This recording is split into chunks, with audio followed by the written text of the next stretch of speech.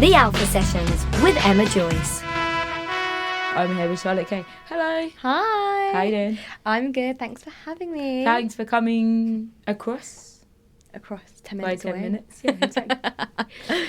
So you did a session with us a couple of years ago. Yes. And you've kind of come full circle and come back, which is amazing. Yeah. And you've got a brand new tune out, which is called Predictable. Mm-hmm. What's that about? So it's about many things, good and bad. It could be, if you want to perceive it as something that is a bad thing, it's like, oh, it's so predictable, you're going to buy me flowers after an argument, oh, how predictable is that? Or it's a good thing, oh, you buy me flowers, it's so nice, how predictable. But I love that, and you kind of want that predictability, but sometimes you don't, and that's what it's about. Is it based on personal experiences? It is. But do you know what? It's nice because I wrote this song around, I would say, a year ago now, a couple of years ago. And I actually really, really like it because it's nice to like kind of look back on what the song was about and how far you've come from that song and how you view it in a different way. So it was a really bad song about a bad situation, and I kind of made it a bit dramatic compared to what it was really about. But looking back at it now, it's quite comical but quite touching in a way to see how far it's come along. Takes me to the sound, because if we compare this session to the session that you did a couple of years ago, the sound has like totally changed. And it's interesting that you mentioned drama, because the sound that's portrayed and produced with the track is like very dramatic, very like Bond-esque, for want of a better word. Like, was that intentional? Definitely. I mean, I've always liked the kind of musical theatre side to songs. I love that drama and everything about it. And I wanted to take that and that live essence into a pop track, which is why it's a pop track, but it's also an alternative pop track as well. But was the change in sound intentional, in a sense of, did you intentionally go out to make the sound? I mean, for me personally, I wouldn't even know it was the same person. That's how different it is. I changed producers and everything because I wasn't happy with my sound. I was happy with it, but I wasn't happy with how it made me look and my representation, I guess, in a way. And I feel like it didn't represent me how I was, and I went out my way to change my sound and to be happy with it myself. So you mentioned off air, which we're now going to talk about on air, you've got some more songs coming out in the next year or so. Like, is that very much along similar sound, or have we left the old sound very much behind? Or? Definitely left the old sound behind. Maybe write for other artists with that kind of sound, but not for me. I've got an EP to release soon, so I've got 4 different singles, and they're all kind of set to be released next year. Nice. And what was it like in terms of the dramatic sound? What was it that made you want to go down that route specifically? I had a lot of other artists, and I kind of broadened my horizons, and I never used to listen to music at all. Really? I listened to music on the radio. Like, I'm really old school. I didn't have Apple Music or Spotify, although I released on those tracks. So. Other streaming platforms are available. And I kind of broadened my horizons, listened to a lot of Neo, listened to a lot of new kind of sounds that were out. I actually listened to a lot of Adele, and actually, now that you mention it, you can tell the kind of the big, I guess maybe the Bond-esque thing, that's where it's come from. And I thought, do you know what, I like that sound, and I want to make something not similar, but I want to take influences from that sound and be happy with how it sounds in the end. So if we logged onto your streaming platform, whatever that might be, and sort out your current playlist, what kind of artists would we find on there? It would be Neo, Emily Sandé, Sia. So like big artists in terms of artists with big voices is what I mean. I like her as well. I think she's great. It's kind of broad, like it's really varied. But yeah, and Matt Mason as well, he's great. Yeah, that's cool actually. Now, I like to, before a client, that was weird, an artist comes in and has a session, I always like to kind of do a bit of digging around online. And what I noticed with your social media is it always says, my music tells you more about me than I ever will. Which I thought was really, really interesting, because does that mean that you use music as your emotional outlet as such? Definitely. Like, I think a lot of creative people find it hard to express themselves outside of music. And I just feel like when I write my music, I get everything off my chest. It's my way of expressing myself, and my way of understanding certain situations. And I don't really know what I'm going to write about until I sit down at that piano. And then after I write it, I'm like, that's how I felt? Really? I kind of imagine it to be, and this is totally wrong, and as someone who's not a musician at all, it's almost maybe like an illusion, but I imagine it to be that if you ever want to have maybe a personal conversation with someone or an awkward conversation with someone, you almost like shy away and go straight into a song instead. Is it like that? Kind of, yeah. Well, in my head, yeah, maybe. But kind of, yeah, I guess. You could put it that way. So in terms of you writing music and where the inspiration comes from and stuff, is it based on your personal experiences, or is it like more down the kind of storytelling route? So it's based on all my personal. I would say my music is my journal. Okay. So everything I write about is about my day-to-day situations, activities, and it always varies, but I feel like those situations are so relatable that I almost want to push them out even more so my audience can relate to those situations as well. Do you ever get worried that like other people hearing them will know, particularly if they're in your life, will know that it's maybe about them or it's to do with them or it might be a bit personal? I used to get really, really nervous about it, but they always come to my gigs and they see me perform, and every time I say a title of my new song, they're like, they just burst out laughing because they know exactly what it's about. But I think it's comical in a way, and I feel like I'm a bit of an open book, so I don't really care as much. It's all out in front of you. So.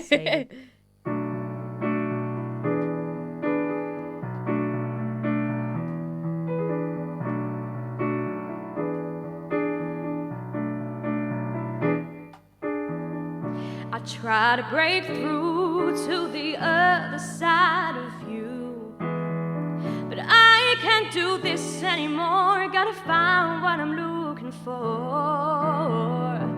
It's not fair that I'm the only one who cares, but I need to get up and move, 'cause I'm getting bored of you. So why are we here? It's 'cause you're predictable in the words that you say. You're predictable in the actions that you take. But you're still mine in a predictable way.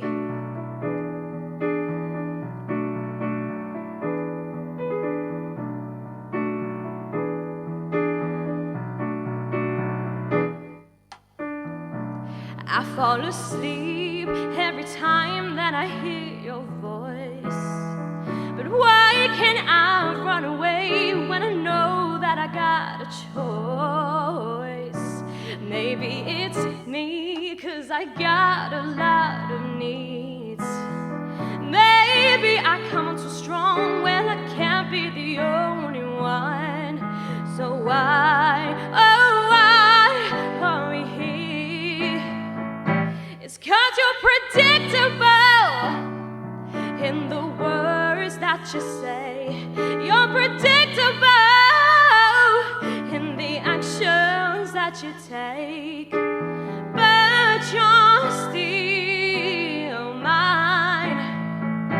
You're so predictable in the words that you say. You're predictable in the actions that you take. But you're still mine in a predictable way.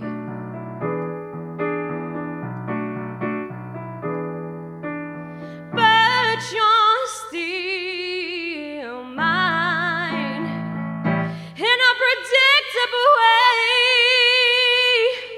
The Alpha Sessions with Emma Joyce. In terms of like the writing process, how does it work? Do you sit down in one go and like write loads of songs, or is it kind of as and when it comes to you? It's as and when it comes to me. I mean, I always try and write something. It comes from improvisation, and then it just kind of spills out. I used to write a lot more, like at least once a day, a song. Wow, but that's now, impressive. but now I guess I'm doing a lot of gigs. I was recording, so you're not writing as much when you're recording and you're focusing on those songs. But yeah, I'm writing again. But yeah, I always write on the same piano. I can't write anywhere else. Wow. So you have to have conditions, like a certain environment. Yeah, I've tried. What comes first, the music or the lyrics? It's the piano chords first, Okay. and I play around, and then it's the melody, Yeah. and then it's the lyrics. Nice. And then when you go into a studio with that raw track, do you have an idea of what you want it to sound like, or do you kind of play it to the producer and go, like, what are your thoughts? What's the thing? So I've got a new producer. His name is Matteo. He's great. And when I first started working with him, I just played him all of my songs, and I said, "How do you hear them?" And and I'll tell you how I hear them. Yeah. And then he was showing me all these tracks, and I was like, "Do you know what? We're on exactly the same page." And I actually wrote and added to the songs that I already had in the studio as well. So you never stop writing until you think it's perfect, but it's never really perfect in an ideal world. But yeah. At what point do you know to stop tinkering? Because I know that if it was me, I'd just keep tinkering, almost to the point that I'm tinkering away the song. I feel like when it comes to the production stage, that I kind of leave it. I co-produce it in a way, I guess, because I can tell him what I want and what I don't like. But when it's in that stage, I'm just like, Matteo, you take it, because if you don't take it, I'm gonna keep on like. Yeah. So. That's quite funny. Yeah. So I guess from going back to the music stage, obviously music is really important to you. But at what point did you realise that you wanted to give it like a proper go? I've always wanted to be a singer, but I started writing songs later on. Okay. After I sang, but I wanted to give it a go. I've always wanted to give it a go, but properly was when I started. I feel like my writing became a bit more sophisticated and a bit more grown up. And I did a degree in music, and then I did my master's in songwriting. And then after all of that, I just thought, now is my time to do it. Because if I don't do it now, I'm going to regret not doing it when I'm older.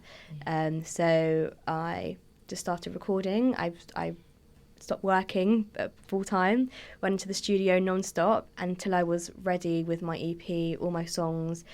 That's when I thought, okay, now it's time to just release it. Yeah, that's so cool. But the amount of confidence that I personally think for an artist to just do that is amazing. You're kind of like letting out your emotions for the world to hear and see, I guess. But with music. Yeah. So well done. Thank you.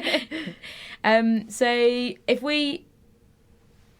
you are kind of doing quite a lot of gigs as well at the same time. Do you have a favourite venue? What, that I performed or that I want to perform at? One question at a time. That you have performed. Ronnie Scott's was fantastic. Was that upstairs in the little room? Yeah, that was great.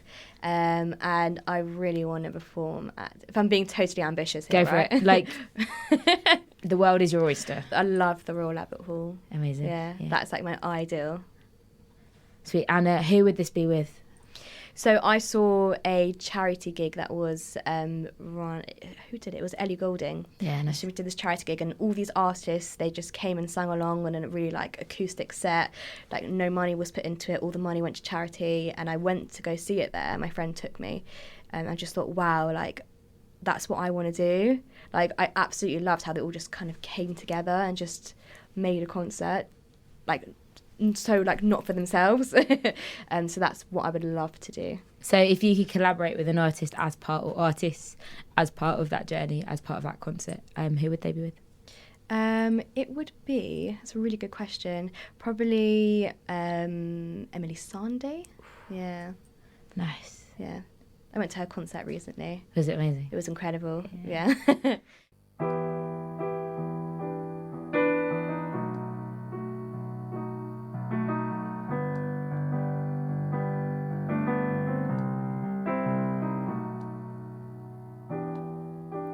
I fell in love with a blue-eyed boy, and his smile was something beautiful, and there was nothing that I wanted more. But he got bitter as we moved along. I was hoping for some romance, but let me tell you, he ain't got no chance. I never thought that I would admire but he is on the liar. 'Cause I'm so sick of you running all around trying to get in trouble. So full of it, playing all these games, reaching higher levels. I'm finding it hard playing the devil. Yes, I guess that I am in love with the devil. I fell in love with a red-eyed boy, and he made me join his silly games, but I still stay here with these broken chains.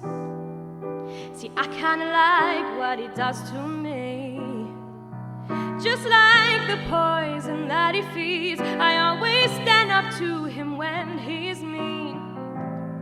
I never thought I was much of a liar,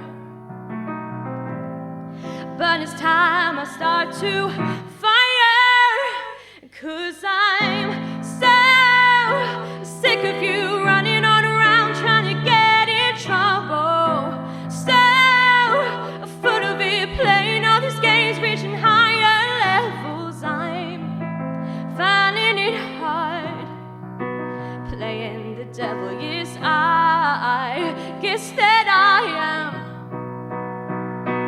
'Cause it's true, he's got me where he really wants me.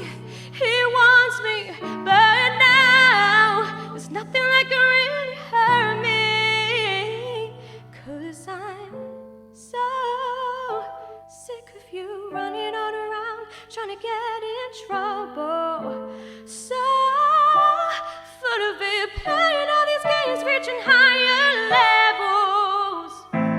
So sick of you running all around trying to get in trouble. So full of it, playing all these games, reaching higher levels. I'm finding it hard playing the devil. Yes, I guess that I am in love with the devil. The Alpha Sessions with Emma Joyce. Your social medias, we were chatting about this a little bit off air, but you've got a ridiculous amount of followers. Like over 12,000 on Instagram. Like, do you feel like there's quite a lot of pressure?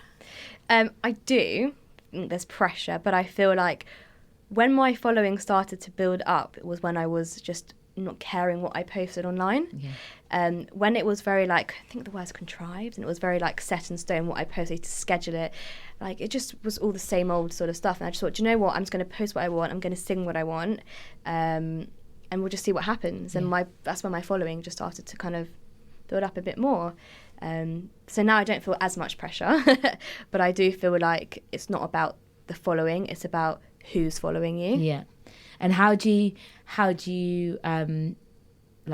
distinguish the two? Because obviously, like, you look at the numbers and it looks really good, and I guess you obviously want the fans to be following 100%. Like, in my head, I'm just like, the more the merrier. How do you differentiate?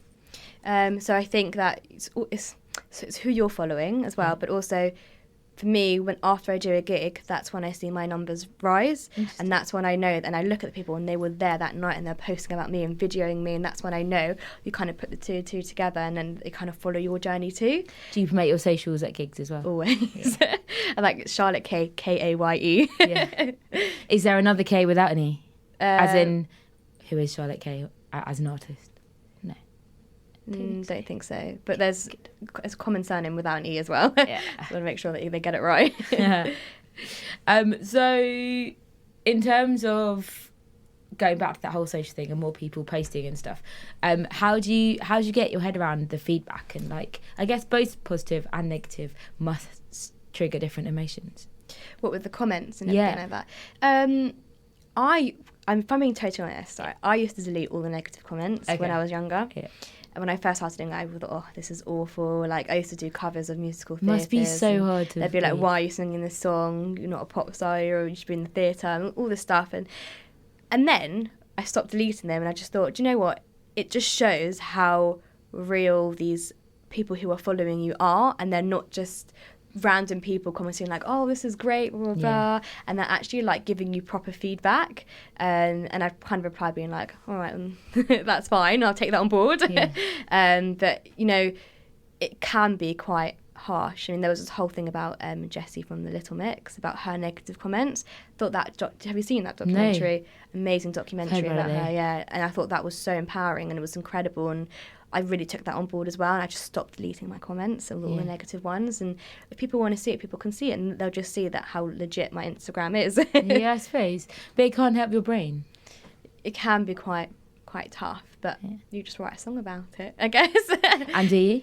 Yeah, I do, but I also look at the positive ones as well, and I think in comparison, I'm like, that's the fact that I have positive comments is really good for me, but also the fact that it reached their page in the first place, and they've actually managed to kind of reach it. That's such a way to think about it. Yeah, but it's tough. It can be tough. Yeah, it does affect you, but yeah, I write a song about it, and then I'll learn better for next time to not post something like that. I suppose. So a bit of a random question. We're going back to your big gig that you're doing at the Royal Albert Hall with Emily Sandé, obviously. If you could have a dream rider, what would it be and why? Kind of like a wish list. I don't know, water. A bottle of water. Cool. Some vocal zones, like some wine gums and stuff. Yeah. Yeah, I'm pretty easy. Wow. Okay. Cool. Yeah, nice relaxing place to sit. A chair. Yeah, a chair. Nice relaxing place. Have my family. But yeah, what do people usually say? I don't. Honestly, we've had anything from a gym to a micro goat to M&Ms to carrots, like anything goes. Oh. But yeah, water and family. Water, tea, hot drinks. Bit of snacks on the side. Yeah, absolutely. Why not? So going back to socials then, if people want to find out more about you, where can they go? What can they do? They can go online and find me at Charlotte Kaye Music. That's Kaye. And you can find me on Instagram, Twitter, Instagram and Twitter, Facebook as well. And my singles on Spotify, Amazon Music, Apple Music. And there's more to come. Yeah. Can't wait. So we'll be updated on your new music in the coming year through your socials. Yeah, thank you. Thanks for having me. Thank you so much for coming in. So nice to be back. Yeah.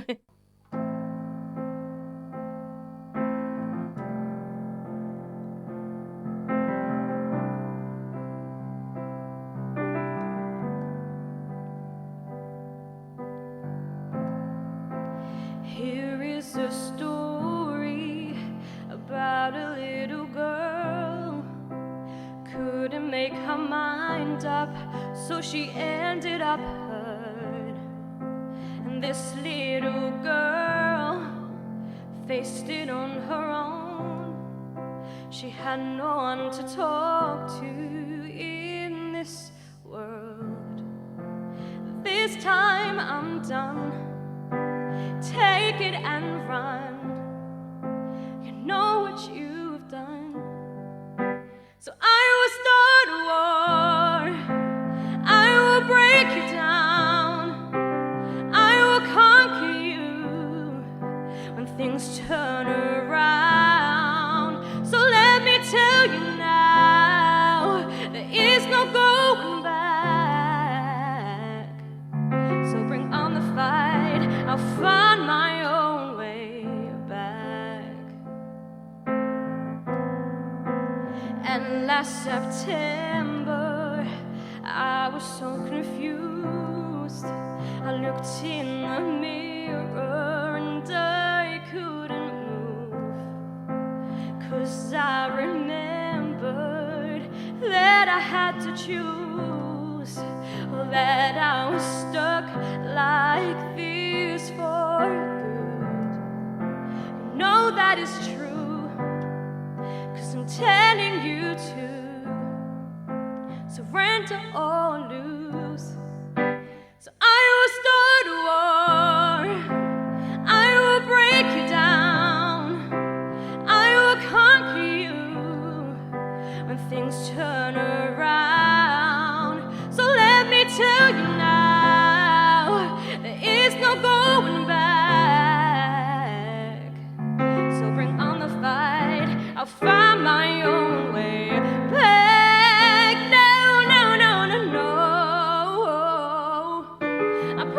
probably should have warned you, but maybe I still love you. It's buried deep inside my heart.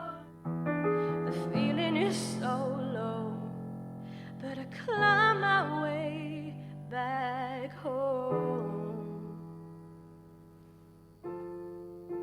Count down to 1 and take the bullet from your gun, 'cause this time I've won. I will start a war, I will break you down, I will conquer you when things turn around.